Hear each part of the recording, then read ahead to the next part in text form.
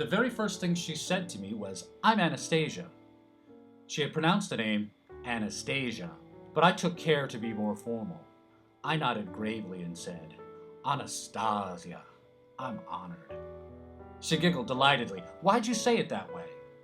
To lilt, to laugh, to dance, to dream, to fly, to sigh, to sing, to speak, to embroider the air, to perfect it with the perfect sound. Anastasia. She giggled again, and that was answer enough. She was 4.5 on the day we met. Not awfully terribly short, but at no risk of scraping her head on anything. She had a round little face that had borrowed too much mischief to be cherubic, but was angelic nevertheless. Her hair was brown, and it was almost always almost everywhere. It was obviously brushed and tied, and obviously instantly disarrayed by her mischievous wanderings. She was a beautiful child, beautiful inside and out, but her eyes were the crowning glory of her nobility. They were bluer than blue, deep and dark and purple as the crest of a dynasty. They were clearer than any gemstone, and they seemed not to reap the light but to sow it. For all the days I knew her, I could never see enough of those purple gemstone eyes. "What are you doing there?" she asked. I was sitting in the shade of a little olive grove reading a book. She was standing on something behind the block wall of the property next door, just her head and shoulders above the wall. "House sitting. You know what that means?" She shook her head, and her hair flew into a more advanced state of disarray. "It's like babysitting, only easier." "Why are you doing it?" I shrugged. The official answer is, I'm helping out a friend. The unofficial answer is, TV, refrigerator, hot and cold running, everything. Does that make any sense to you? It might have, or it might not, but we'll never know, because she changed the subject. "I have a kitten. His name is Sputin." I said, "Rasputin." Somebody likes Russian names. Say it, Rasputin. "Why?" "Just say it, Rasputin." She said, "Rasputin." Her voice was high and sweet, and breathless, of course. Her speech was good, but she had a tendency to thrust her words soundly through her upper lip. The tongue is a fearsome sword, but it takes time to master. I said, "Children must learn to enunciate. Can you say that word? Enunciate." She said, "Enunciate. Enunciate. Enunciate. That's it. Say it again. Enunciate." "Bravo, well done. First you crawl, then you walk, then you run. If you work at it, you can master anything." Why? Why is a dangerous question from a 4-year-old. It may be a sincere request for more information, and it may be nothing more than a doorstop to keep the conversation open. I said, "The purpose of mastery is mastery. The purpose of excellence is excellence." "Can you say excellence?" "Sure I can." "Well, say it." "Excellence." I said, "Excellent," and she giggled. "I have to go," she confided. "I'm supposed to clean up." "Supposed." "Supposed," she replied. I said, "Enunciate." She scrunched her face up in a scowl. "Say it." "What for?" "To lilt, to laugh, to dance, to dream, to fly, to sigh, to sing, to speak, to spin like a ballerina on the tip of your tongue, to glide across the universe and embroider the air with breathtaking sound." She laughed from her belly. "You're silly." "You just figured that out?" The next afternoon, she announced her presence at the top of the wall by declaiming, "Enunciate." I nodded. "How do you fare, fair Empress?" "You said the same word twice." "Homonyms. Words that sound the same but mean different things. Homonym. Say it." "Homonym." "That was homonymble of you." "What's that mean?" "It's a made-up word. When you master the words, you get to make up words of your own. It's called wit, deservedly or not." I'm pretty sure that flew past her, but it didn't matter because all she wanted to do was chat. Comprehension wasn't a grave necessity. And that kind of chatting about words set the pattern of our days, me in the olive grove and Anastasia at the top of the wall.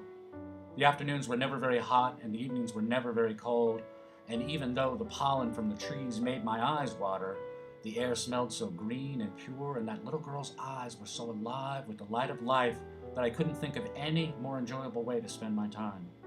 And you might think it odd that a little girl should tolerate so much wordplay, but the simple truth is that the prize that children prize is a grown-up's full attention, and they don't care how it comes wrapped. For an adult, play requires a site, a uniform, equipment, and a long list of rules. But a child needs no more than the sword of her tongue and the shield of her smile to conquer the vast empires of the imagination, to plunder abundance and always leave behind her more treasure than she could ever haul away. Anastasia, I said one afternoon. Do you know the story of the first Anastasia, the little girl who had your name first? I get to see the movie when I'm bigger. Yeah, it's kind of scary. There's a mean old man named Rasputin, like your cat, and he makes people think he's a sorcerer.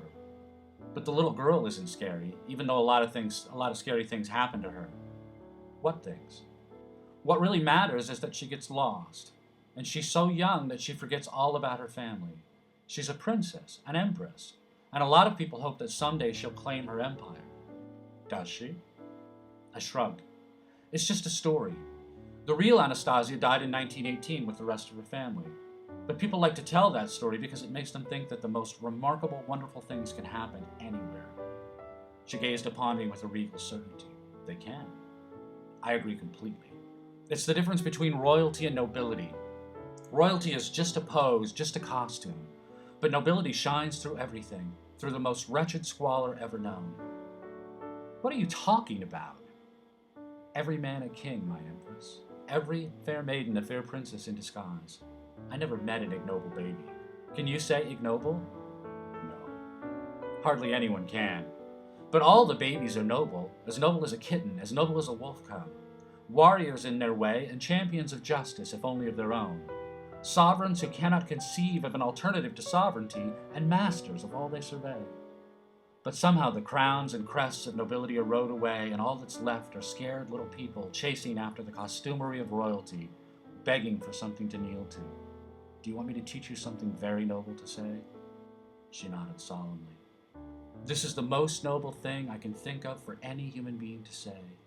Do your worst, I will not kneel, she said. Do your worst, I will not kneel. That's right, just the words, no special emphasis. Nobility triumphs when it fearlessly faces tragedy. And that, my empress, is the most remarkable, wonderful thing that can ever happen. Late one afternoon, I said, I know a very hard word. You want to try it? Sure. I said, chiaroscuro. Chiaroscuro. Say it. Chiaroscuro. Excellent. Chiaroscuro, she said again. What are you teaching my daughter? A woman's voice asked from the other side of the wall.